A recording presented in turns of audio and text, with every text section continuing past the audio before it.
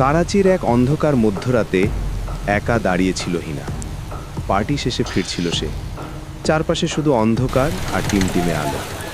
হঠাৎ একটা রিকশা এসে থামলো ওর সামনে। রিকশা চালক মুখে একটাও কথা বলল না, শুধু তাকিয়ে রইল ঠান্ডা শূন্য চোখে। রিকশা ধীরে ধীরে এগোতে থাকলো, কিন্তু হিনার বুকের ভেতর একটা অজানা ভয় জমে উঠছিল। রিকশা চালকের মুখটা যেন কোথাও দেখা, কিন্তু ঠিক মনে পড়ছে না।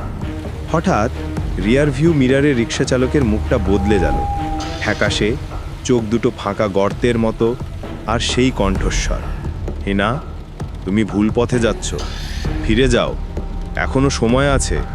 হিনা আতঙ্কে চিৎকার করে উঠল, আপনি আমার নাম জানলেন কিভাবে? এক পলকে সব পরিষ্কার হয়ে গেল। ওটা কোনো সাধারণ রিকশা চালক না, ওটা ছিল হিনার সেই কাছের মানুষ যে এখন আর এই পৃথিবীতে নেই। অতীত থেকে ফিরে এসেছে একটা শেষ সতর্ক বার্তা নিয়ে। রিকশা হঠাৎ থেমে গেল। হিনা তাকিয়ে দেখে ড্রাইভারের আসনটা খালি, চারপাশে শুধু অন্ধকার আর নিস্তব্ধতা, আর আয়নায় প্রতিফলিত হচ্ছে তার আতঙ্কিত মুখ। হঠাৎ চারপাশ ঠান্ডা হয়ে গেল। আবার শুনতে পেল সেই পরিচিত কণ্ঠ, আমি চলে গেছি, কিন্তু তুমি এখনো পারো ফিরে যেতে।